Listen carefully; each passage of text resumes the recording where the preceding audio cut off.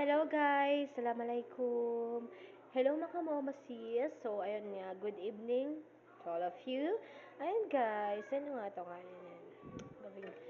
Gabing-gabi na ng hating gabi na dito sa Saudi Arabia. Nagluluto pa ako ng snack ng mga batang makukulit. At naiwan nga sa akin ng mga batang to kasi nga, pumunta yung mga magulang nila doon sa burol ng kanilang kapatid na namatay.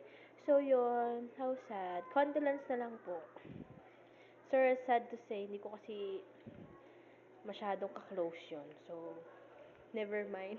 So, yun, condolence po. So, yun nga, habang niluluto ko yan, so, kunin natin yung ketchup. So, para hindi naman maglandi ang mga batang ito, kunin na natin yung ketchup. Yan naman ang ref namin, puro tubig. Yan, yung nga pagulo. Ref lang yun ha. Ito yung freezer. Ayan. Di ba? Ito kasi, isiwa-hiwalay. Hiwalay yung freezer. And hiwalay din yung, ref. Diba? At ito ang lagi nilang ketchup. Favorite nila tong ketchup na to. Masarap to guys. Kaya pag ako nagpapackage to, ang bibilin ko.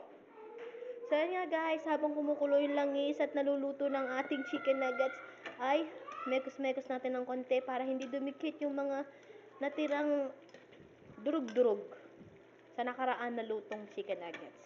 So yun guys, buksan natin yung ketchup. Paano ba natin bubuksan? Hawak natin yung cellphone. So ganito lang guys, isip-isip tayo paminsan-minsan. So yun guys, open natin. So kumuha ko ng isang pinggan para dito na sila magsasawsawan lahat. Mga kamomasis, diba? Damihan natin guys. Marami naman silang pambili, kaya kung masayang yan, bala sila. Diba?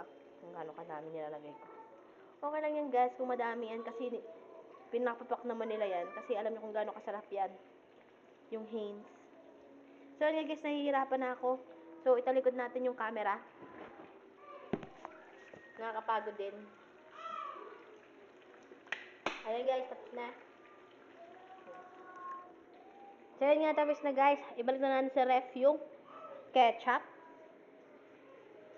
So sad to say, hindi ako makapag-post ngayon kasi nga hindi ko alam.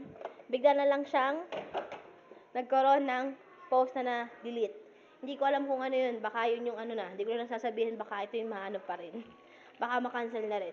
So yun guys, medyo malapit na matapos ang ating chicken nuggets. So, konti na lang. Siguro mga 5 minutes or 6 minutes. Okay na yan. So, ayoko magbanggit ng any social media. Basta ang favorite ko, Facebook. Para hindi tayo mapansin ni algorithm. Yun lang guys. Masalama.